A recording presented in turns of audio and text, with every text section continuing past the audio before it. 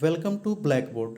Friends, आज हम देखेंगे ईरान और यूएस के बीच में एक न्यूक्लियर ट्रीटी के नेगोशिएशंस के बारे में, और साथ में हम ये भी जानेंगे कि अगर ये नेगोशिएशन फेल होता है तो यूएस और इजराइल ईरान के अगेंस्ट उसके न्यूक्लियर प्रोग्राम को रोकने के लिए क्या एक्शंस ले सकते हैं। अगर आप इस लेक्चर का पीडीएफ डाउनलोड करना चाहते हैं तो सिंपली हमारे इस टेलीग्राम चैनल को ज्वाइन करिए, वहाँ से आप पीडीएफ डाउनलोड कर सकते हैं। चलिए शुरू करते हैं। सबसे पहले इनरिच यूरेनियम क्या होता है ये देख लेते हैं। तो फ्रेंड्स, हमेशा न्यूक्लियर वेपन बनाने के लिए इनरिच यूरेनियम का यूज़ किया जाता है जो ऑलमोस्ट 90% से ज़्यादा प्योर होता है। और यूरेनियम के जो आइसोटोप्स नेचुरली होते हैं वो यूरेनियम 238, यूरेनियम 235 और यूरेनियम 234 होते हैं, जिसमें से यूरेनियम 235 का यूज़ हम करते हैं हमेशा से न्यूक्लियर वेपन को बनाने के लिए। लेकिन नेचुरली जो आइसोटोप्स होते हैं उनमें इनकी मात्रा काफ़ी कम होती है, इसीलिए खुद से इनरिच करके इनकी मात्रा बढ़ाना पड़ता है और इन्हें ऑलमोस्ट 90% तक इनरिच करना पड़ता है, और इसी यूरेनियम को कहते हैं इनरिच्ड यूरेनियम। इनरिच यूरेनियम का उपयोग आप एक रिएक्टर फ्यूल के रूप में भी कर सकते हैं और साथ में किसी न्यूक्लियर वेपन को बनाने में भी इसका इस्तेमाल कर सकते हैं। शुद्धता के बारे में बता चुका हूँ कि ऑलमोस्ट 90% इसकी प्योरिटी होती है। हालांकि ये बहुत ही टफ एक टेक्नोलॉजी होती है, लेकिन फिर भी बहुत सारे कंट्रीज ने इसको अचीव किया हुआ है। लेकिन बहुत सारे छोटे देश अब इसके बारे में सोच भी नहीं सकते हैं, ये इतना कॉम्प्लिकेटेड इसका टेक्नोलॉजी होता है।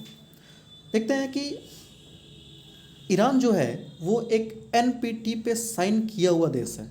एनपीटी पे साइन करने का मतलब होता है कि आप कभी भी कमिंग ईयर्स में न्यूक्लियर वेपन डेवलप नहीं करेंगे।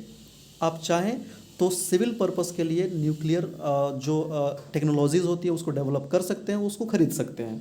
तो ईरान इस पर सिग्नेचर कर चुका है, जिसके कारण IAEA जो इंटरनेशनल एजेंसी है वो हमेशा सुपरविज़न करता है ईरान के न्यूक्लियर फैसिलिटीज़ को और देखता है कि यहाँ सब कुछ ठीक ठाक चल रहा है या नहीं चल रहा है। IAEA ने हमेशा कहा है कि ईरान ने ऐसा कोई भी रिएक्शन नहीं दिया जिससे पता चल सके कि वहाँ पे न्यूक्लियर मटेरियल को इकट्ठा किया जा रहा है किसी वेपन को बनाने के लिए। इनफैक्ट यूएस की भी 2007 की रिपोर्ट में साफ कहा गया था कि Iran did not have a nuclear weapon program. इनके पास कोई भी न्यूक्लियर वेपन बनाने का प्रोग्राम अभी तक एग्जिस्ट नहीं करता है।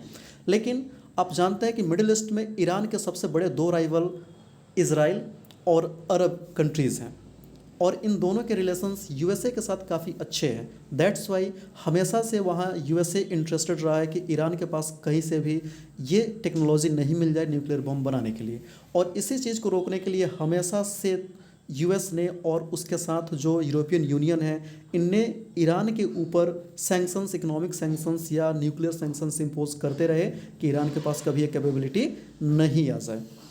2005 की बात करें तो रिपोर्ट में बताया गया था कि ईरान के पास एक भी सेंट्रीफ्यूज नहीं था। जी हाँ, सेंट्रीफ्यूज का उपयोग यूरेनियम को इनरिच करने के लिए किया जाता है।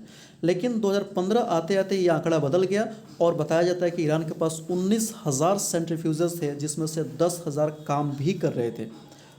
और उसके बाद जब 2013 में ओबामा वहाँ के प्रेसिडेंट बनते हैं और जॉन कैरी वहाँ के सेक्रेटरी ऑफ स्टेट बनते हैं, तो उन्होंने यूएस की पॉलिसी सैंक्शन वाली वापस ले ली और फिर उन्होंने ईरान के साथ एक वार्ता शुरू कर दिया, एक डील करना शुरू कर दिया, जिससे कि ईरान को इस वेपन को बनाने से रोका जा सकता है।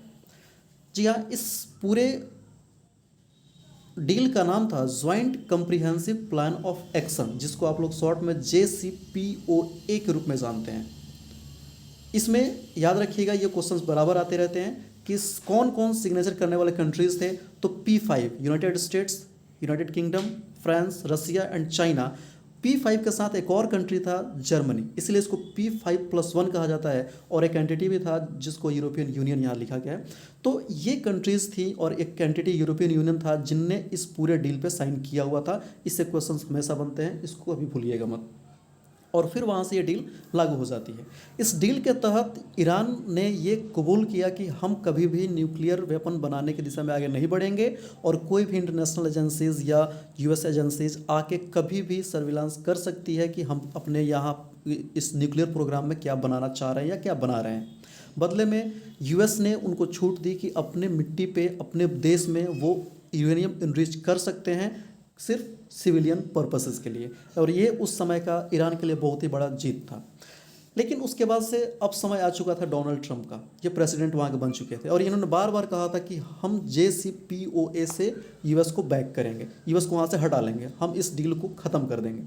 और जैसा इन्होंने कहा था, इलेक्शन बाद से ये प्रेसिडेंट बनते हैं और फिर फाइनली 18 में मई 2018 में इन्होंने डिक्लेयर किया कि JCPOA से यूएस पुल आउट कर रहा है। और फिर उसी साल 2018 में जून के आसपास में यूएस ने ऑफिशियली इस डील ट्रीटी को तोड़ दिया। और इस ट्रीटी को टूटने के बाद से और भी देश जो थे वो धीरे धीरे पीछे गए, इनफैक्ट ईरान खुद इस ट्रीटी से पीछे हो गया।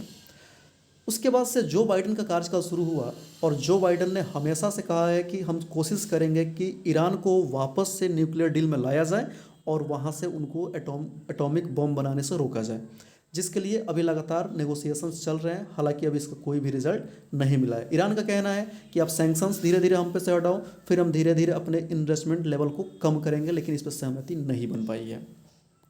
अब देखते हैं कि अगर वर्स्ट सिनारियो होता है कि अगर ये डील फाइनल नहीं हो पाए तब क्या प्लानिंग है। तो उस समय ये बताया जा रहा है एक्सपर्ट के द्वारा कि इजराइल और यूएस ने एक बैकअप प्लान बना रखा है कि ये मिलिट्री यूज़ करेंगे ईरान के न्यूक्लियर ठिकानों को ख़त्म करने के लिए। और अगर ये डिप्लोमेटिक वार्ता फेल होती है तो मिलिट्री के थ्रू उनके न्यूक्लियर प्रोग्राम को ये यहाँ पे रोकेंगे। आई होप आपको सब कुछ क्रिस्टल क्लियर हो गया होगा। Thank you for watching. Thank you very much.